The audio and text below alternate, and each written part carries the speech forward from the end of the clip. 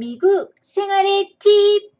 처음 오신 미국에서 배워야 할 것도 많고 실수해도 쪽팔려서 어디 가서 말도 못하는 여러분들을 위해 만든 코너 미국 생활의 팁.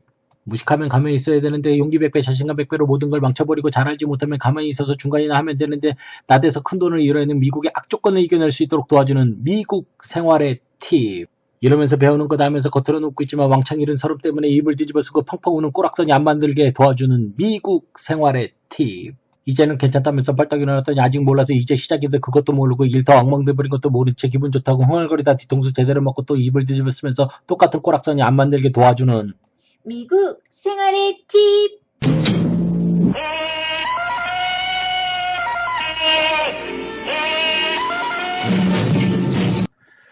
저는 미국에 오기 전에 미국을 전혀 모르는 상태에서 왔었습니다. 그 당시에는 인터넷이 발달했던 것도 아니고요. 처음 오던 그날이 아직도 기억이 납니다. 유난히 그 김치를 좋아했던 저였는데요. 그 미국에 오기 전에요. 제가 챙겼던 음식이 바로 김치였습니다. 그 김치를요, 그 비닐봉지에 넣어서, 보니까 지금 같은 그런 지퍼백도 아니고요. 그냥 일반 비닐봉투에 넣어서요. 그 미국에 가면은 김치를 못 먹을까봐 너무 두려워갖고요. 그냥 단순하게 그냥 싸갖고요. 예, 플라스틱 통에 넣어서 그리고 가지고 왔습니다. 더 황당한 건요. 지금 생각해보면 저는 그 김치를 수화물로 이렇게 짐으로 보낸 게 아니라요. 수화물로 비행기 안으로 직접 들고 들어간 것이었습니다. 비행기가 뜨고 두세 시간쯤 지났나요? 갑자기 그 얄딱구리한 냄새가 나기 시작했습니다. 냄새가 좀 이상해서요. 그 스튜어디스를 불러서 비행기 안에서 냄새가 난다. 그러니까 좀 이것 좀 어떻게 해달라고 했더니요. 그 스튜어디스가 스프레이를 가지고 가서 이렇게 뿌리더라고요. 그런데 이제 한 시간쯤 또 지났을까요? 또 그 얄딱구리한 냄새가 또 나갔고요.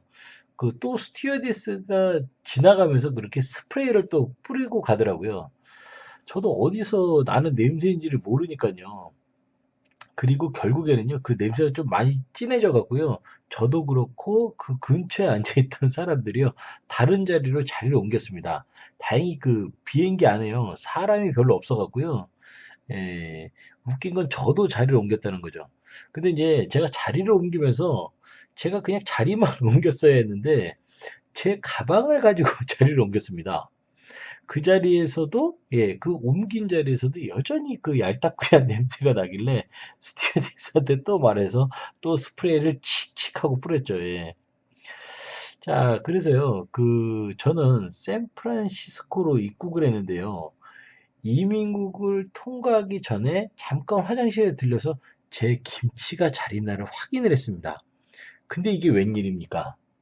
뭐 때문인지는 모르겠는데 플라스틱 뚜껑도 열려 있었고 김치를 쌓은 비닐도 폭발해 있는 겁니다. 당시에는 솔직히 잘 몰랐지만요. 이제 와서 생각해 보면요.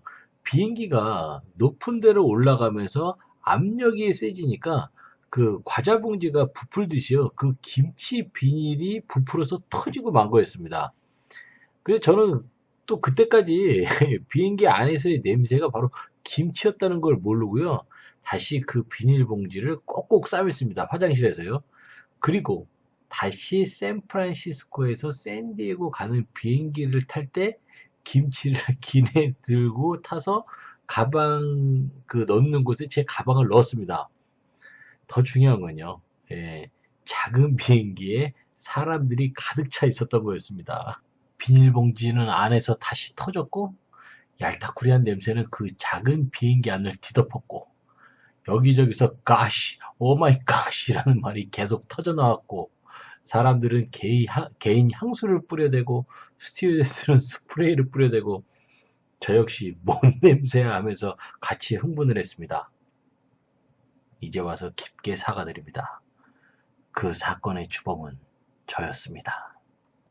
참 그렇게 김치를 가지고 난리를 쳐서 미국에 왔는데 그 당시에 이제 제가 처음에 들어간 곳이 바로 아파트였습니다. 근데 그 아파트에요. 한국인 학생이 살고 있었는데 여기서 자란 교포였습니다. 다행히 그 친구가 차가 있어서요. 저한테 장을 보는 일을 도와주겠다고 하더라고요. 그래서 이제 저는 처음으로 코스코를 가게 됐습니다. 제가 또 경영학도이기 때문에요. 미국에서 월마트, 뭐 코스코 이런 데 가보는 게 제 소원 중에 하나였거든요. 뭐 지금 생각해 보면 한국에도 다 있는 건데 그때는 한국에는 없었습니다. 그래서 그때 당시에는 그 코스코를 간 게 저에게는 정말 또 신기한 일이었죠. 그리고 이제 오는 길에요. 어느 미국 마켓을 잠깐 들렸는데요. 아, 이게 웬일입니까? 거기에 김치를 파는 거였습니다. 미국 마켓에서 김치.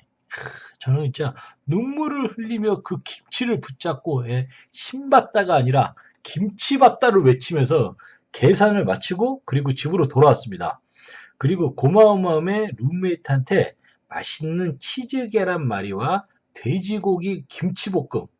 이제 김치가 좀 많이 생겼으니까 비싸게는 샀지만 제가 마구 써댔습니다. 그런데 밥을 먹으면서 룸메이트가 그런 얘기를 하는 겁니다. 근데 형은 김치를 미국 마켓에서 사요. 그래서 저는 그럼 어디서 사? 한국 마켓이요. 한국 마켓?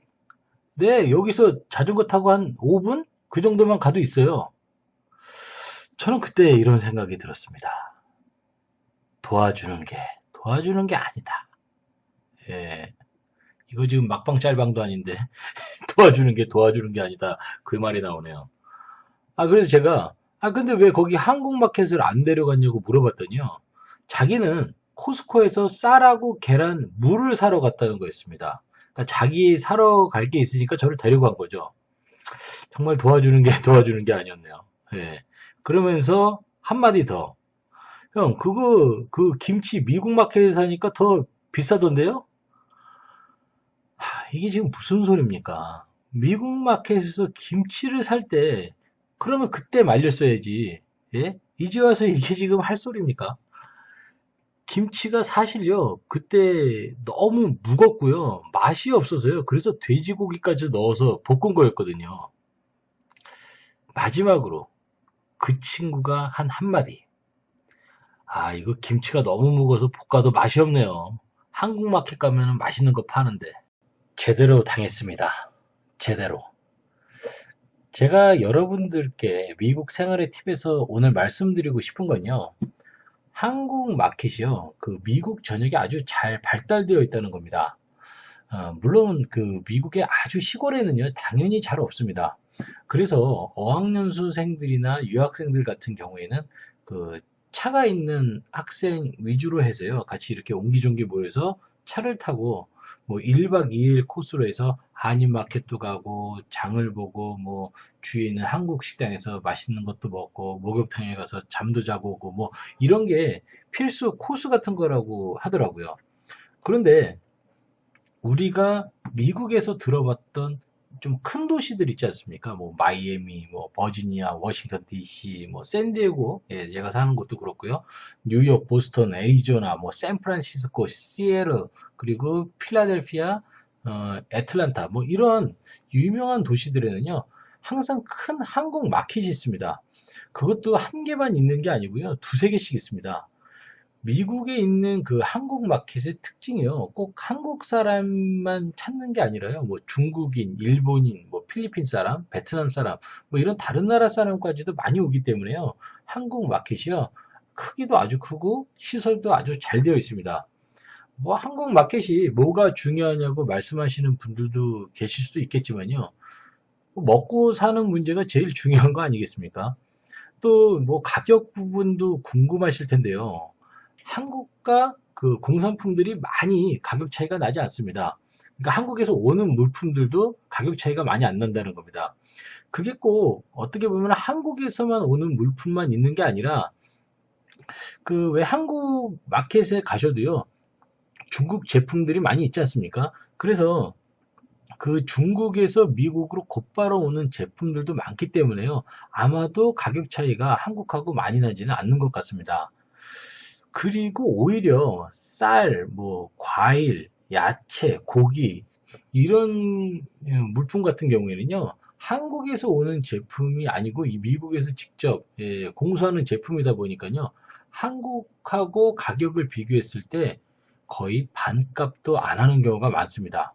그래서 오히려 한국 마켓이 가까운 곳에 아파트를 렌트해서 살 경우에는요, 아파트 렌트 값이 조금 비쌀 때도 있지만요, 음식값이 저렴하기 때문에 돈을 세이브를 더 하실 수 있다는 사실도 여러분들이 좀 아셔야 할 것 같습니다. 아이가 학교를 다니는 경우에는 당연히 학군이 좋은 지역을 찾는 게 우선이겠지만요, 아직 아이가 학교를 다니지 않는다거나 아니면 아이가 없는 경우에도 이 미국을 찾는 그런 상황이 있지 않습니까? 그럴 때는요, 한국 마켓이 있는 근처 지역으로 아파트를 렌트하시는 것도 좋은 방법이라는 걸 잊지 않으셨으면 합니다. 아, 네. 벌써 이렇게 미국 생활의 팁도요, 3편까지 왔습니다. 뭐, 원래는 조금 더 디테일한 내용들을 많이 얘기하고 싶고, 그리고 또 아파트 렌트하는 부분이나 뭐 이런 부분도 준비를 하고 있지만요. 다음 미국 생활의 팁은요, 좀 그 이민법에 대해서 이민법 전문가이신 분과 함께 얘기를 나눠보는 시간을 갖도록 하겠습니다. 그분께서 그 방송 출연이 처음이라서요, 준비를 좀 하고 싶다고 하셔서 자꾸 이 시간이 미뤄지고 있는데요. 예, 그런 부분은 좀 죄송하게 생각합니다. 아예 좀 기획으로 해서 준비하려고 하고 있거든요. 예전보다는 미국에 오시는 이 길이요, 많이 넓어졌다는 것만 좀 아시고요.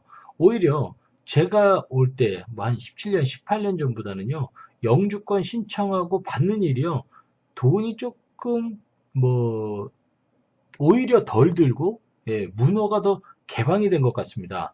특히, 저를 많이 후원해주고 계신 김 대표님을 위해서라도요, 더 알찬 내용을 준비를 할 거니까요, 잘 들어주셨으면 감사하겠습니다. 자, 오늘 미국 생활의 팁 여기까지 마치도록 하겠습니다. 감사합니다. 조니 탁이었습니다.